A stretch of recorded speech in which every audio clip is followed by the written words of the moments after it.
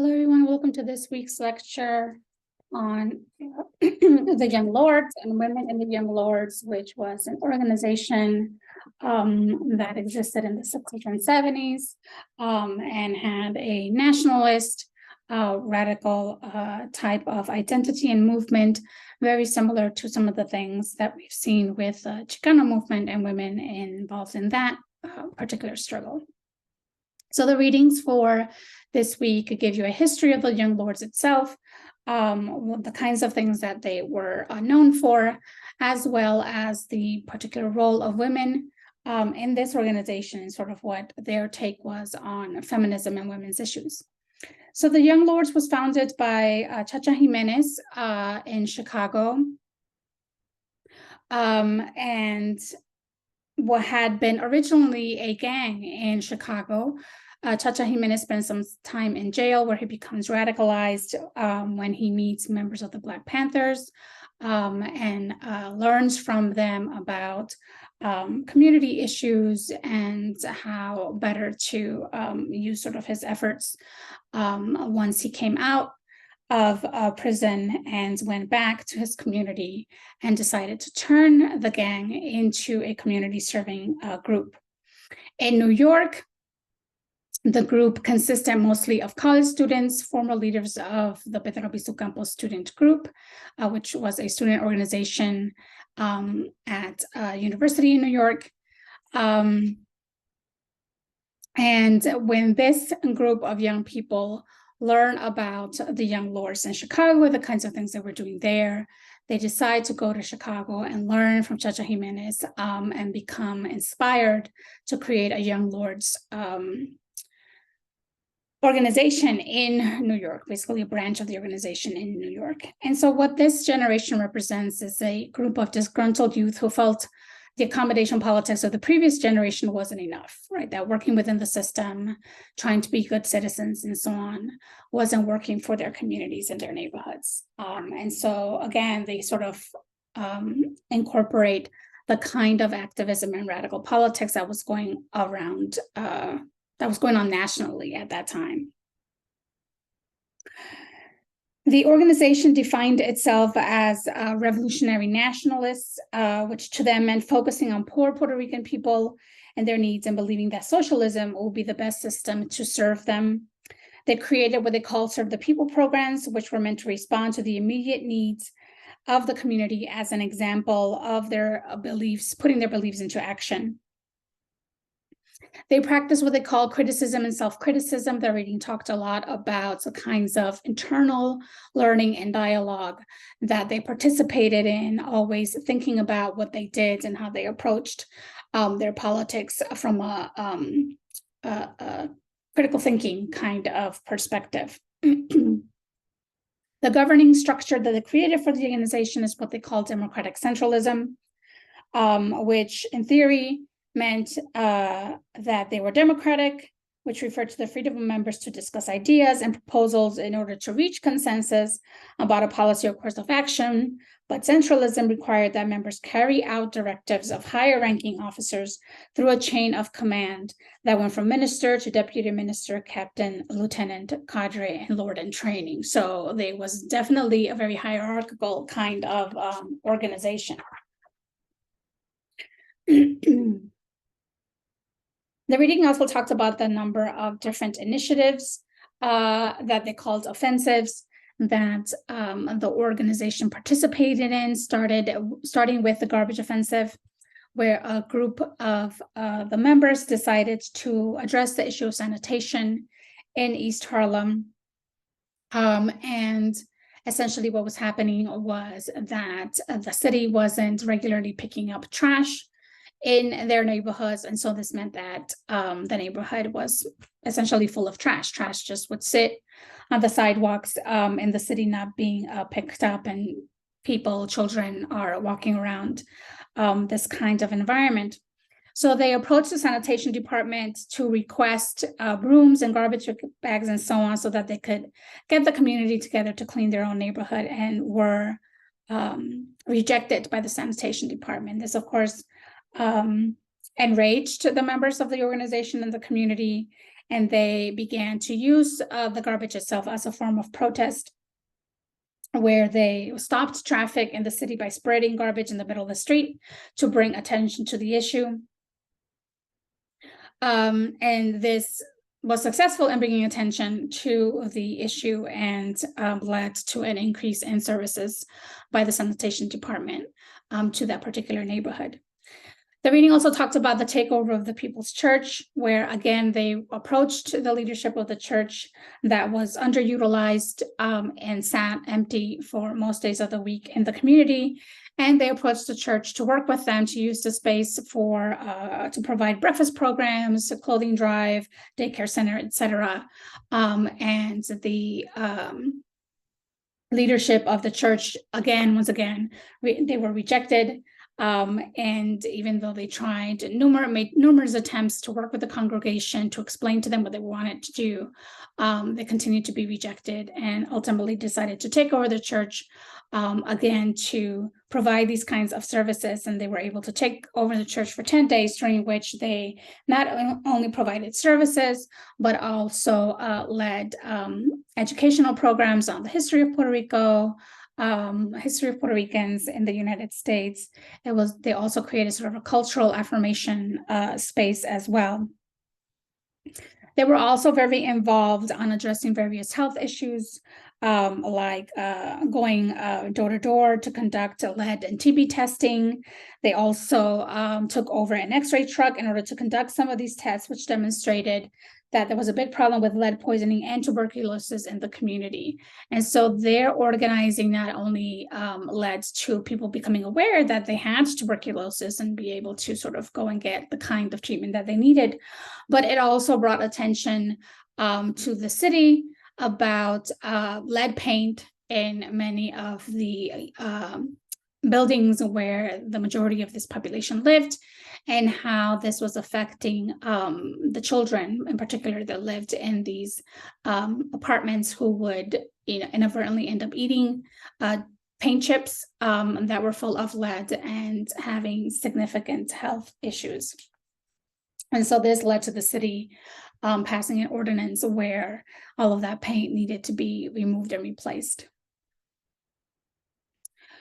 The reading also talked about the organization being involved in prison reform, particularly when one of their own, Julio Roldan, was found dead in his cell after coming under police, that's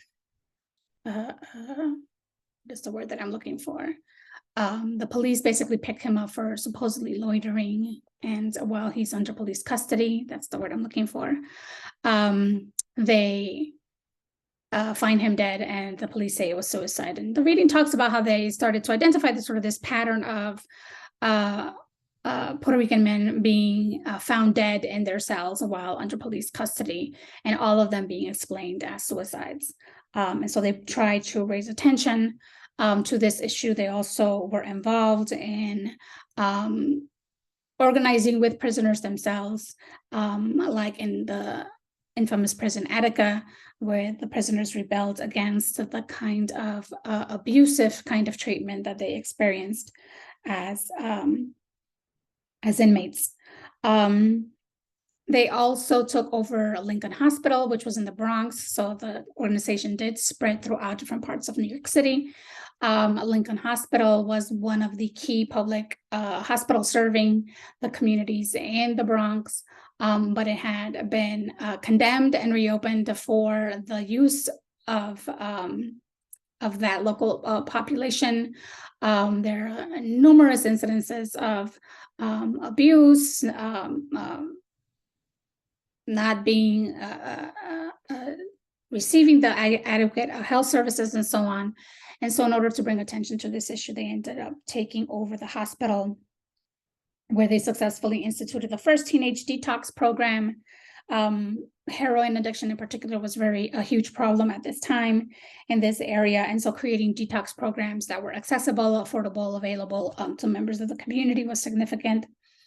They also took over the hospital along with the Health Revolutionary Unity Movement, which was a health-focused organization, to address the horrible services provided from the hospital, which had been functioning as a facility that had been condemned by the city. Their efforts eventually led to the successful rebuilding of a new hospital in the area. The reading also talked about how they addressed gender, sexuality, and internalized race issues within the Puerto Rican community. So they were very unique in the kinds of community issues that they addressed, but also, one of the early examples of people actually thinking about what we today would call intersectionality, right? Looking at how does gender impact how men and women experience, right, these kinds of environments differently. How does their internalized racism impact those that are Afro-Puerto Rican, and so on. So they actually participated in thinking about and talking about these issues. Now, the reading also talked about the role of women, and as we saw, women were involved from the very beginning of the organization. They were, however, excluded for a long period of time from leadership roles. And so we see the creation of the Women's Caucus, which became a space for women to discuss sexism within the organization. First, it provided sort of a safe place for women to come together, women who were involved in the organization, to talk about how they were treated by the men in the organization. They developed this idea of revolution within the revolution, very similar to what we talked about when it came to Chicana feminism within the Chicana movement. They kind of aligned more with those women who felt that it would be divisive to address feminist issues and women's issues outside of the organization. And so they came up with this idea of the revolution within the revolution, that women should address their issues, but within the Young Lords organization itself. One of their successes was to question the idea of revolutionary machismo, which had been incorporated into the 13-point program. The 13-point program was basically the platform an agenda that was created by the Young Lords. It was a way to communicate to the community what they stood for, what their ideologies were, and so on. And in that program, one of the things they talked about was what they called revolutionary machismo. Now, clearly, this was a document that was created primarily by men. And so women started questioning this idea of revolutionary machismo and raising questions about, can machismo ever actually be revolutionary? And so they advocated to have the particular point rewritten to read, "We want equality for women, down with machismo and male chauvinism," and also to raise it higher in the listing that it originally appeared in. This also meant that within the organization, men were disciplined for their machismo. So there were actually consequences, right, as a result of the women's advocating for themselves and advocating for change within the organization in terms of gender. It wasn't just theory, right? It wasn't just talk. There was actually consequences that came to the men if they did not uphold this idea of equality for women.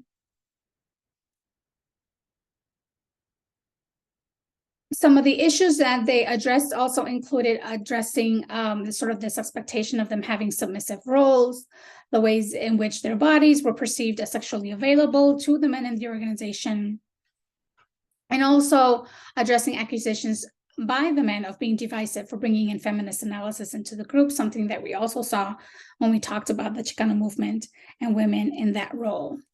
And because of their advocacy, there also was a shift in the leadership and leadership positions and making some of those available to women. One of the other things that we see the reading talk about is sort of how these women organize also outside of the Young Lords, making connections with other women of color and other organizations by women of color that existed at the time. As I mentioned, they also demanded made demands that resulted in an increase in the representation of women in the leadership of the organization. They also made demands that led to the creation of childcare within the group, and also not just that there be childcare available within the group so that women who had children could participate, especially because, as we saw in the reading, the expectations of their level of involvement was very high. And so how were women who had children going to be able to participate if they didn't have childcare? And so they pushed for the creation of childcare within the group, but also that it not only be expected that women would be the ones to run the childcare group, but that men also had to participate in childcare responsibilities within the organization as well. They also brought up issues of reproductive rights to the organization, particularly addressing issues of sterilization, which had been a big problem for Puerto Rican women, both in Puerto Rico and in the United States, but also raising the issue of the ways in which, because they lived in poor neighborhoods where there were facilities like the Lincoln Hospital that were not adequate for providing good health care, that having abortion available to them in those kinds of facilities wasn't safe. And this became an issue when the case of Carmen Rodriguez arose, who was a 31-year-old woman, came to Lincoln Hospital for an abortion soon after it had been legalized. The doctor performing the procedure failed to take into account her medical history, and he gives her a saline solution injection, which results in her going into a deep coma from which she never recovered. And so this case ends up galvanizing the Young Lords and other community activists against the hospital administration for their negligent care when providing these kinds of services that were now recently or newly available to Puerto Rican women. Right. So this sort of explains also the kind of relationship that Puerto Rican women and other women of color have had to issues of reproductive justice. Now, while the organization had a lot of impact, particularly in the first couple of years, we see the demise of the organization beginning relatively early on. And one of their initial decisions that begins sort of this collapse of the organization is deciding to move to Puerto Rico and open up a branch there and becoming involved in the independence movement there. And you saw in the reading that there was sort of this split within the organization between those who had been born in the island or had more of a connection to Puerto Rico, and those who had been born and raised in New York, right? And so their move to Puerto Rico ends up pulling a lot of their resources to focus just on creating this branch in Puerto Rico. And so they lose their momentum. They lose all the support that they had been able to create for the organization in New York. And so this begins, right, the organization falling apart. Part of what led to this Breaking Chains offensive was this idea of being a divided nation, where they argued that Puerto Rico was a nation divided between the island population and the mainland population, and therefore it was a responsibility of the mainland population to rally, organize itself around the issues of independence for Puerto Rico, which is fine, but a sole sort of focus on that meant that then they weren't focusing on the kinds of community issues that were impacting the community, like healthcare and housing and so on. Of course, one of the other things that affected the institution or the organization was the infiltration by government agents through the counterintelligence program, COINTELPRO. And this was something that was experienced by many leftist organizations of this time period, including the Chicano movement, including Puerto Rican organizations and organizations like the Black Panthers. There was also internal divisions, as I mentioned, over what the focus should be for the organization. And we also see how that disagreement over what the focus should be results in a shift in leadership and ideology, where in 1972, they changed the name of the organization to the Puerto Rican Revolutionary Workers Organization. They began focusing more on becoming sort of a workers' organization, requiring their members to work in factories and so on. And we really saw, discussed in the reading, the particular impact of one member, Gloria Gonzalez, who ends up taking over the leadership of the organization and starts sort of shifting the agenda towards this Puerto Rico focus, but also ends up starting to use more hostile and aggressive and violent tactics to sort of keep the other members that were still there in check, so to speak. And we saw the reading talk about that experience, but also how that also facilitated people starting to leave the organization because they were not either agreeing with the new leadership and the new sort of agenda for the organization, or they were starting to feel like they were unsafe, and that the organization wasn't the organization that they had originally planned to be a part of. Now, while the organization had significant impact in a very short amount of time and quickly started to disintegrate, there's this long legacy that still exists today of the Young Lords Party. One is the ability to tie together everyday issues with the legacy of U.S. colonialism. They were really sort of one of the earliest groups of people who were able to make a connection between the status of Puerto Rico as a colony of the United States and connect that to why Puerto Ricans in New York were living in poor communities, were having poor educational results, bad healthcare issues, and so on.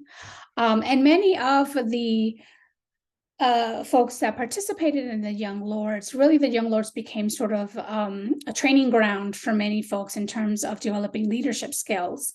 And so many of those folks, once the organization fell apart, remained, right? They didn't disappear and became involved in other fields such as education, health, workers or unions, and journalism. And you'll see a lot of people that are around even to this day that can trace back to their earliest activism, to their participation in the Young Lords. So what we see again with this organization is sort of a similarity, right, to what we were discussing was happening in the Chicano movement in the Southwest, in the western part of the country, how simultaneously there is also this movement, a very similar kind of movement, right, with similar challenges and issues, particularly for women, taking place in the East Coast, right, in the other side of the country. So this ends our lecture for this week. I look forward to your thoughts about the Young Lords and the women in the Young Lords. Have a wonderful week.